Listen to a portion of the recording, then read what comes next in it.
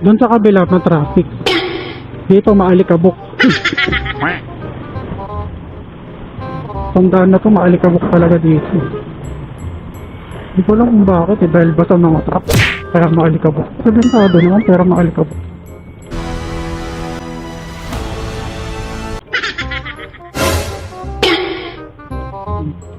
Ganda ng motor ni Kuya, naka-Hilux. Damn! Uy, sana. Hilux tapos ganyan yung daan. Wow! Kawawa talaga yung frame mo dyan, Kuya. Dadas ko, niramdam ko yung ganyan. Oh Lord! Nag-Hilux din kasi ako dati. Hilux pero mukhang bomba yung driver. Ay, iba na yun. Medyo po.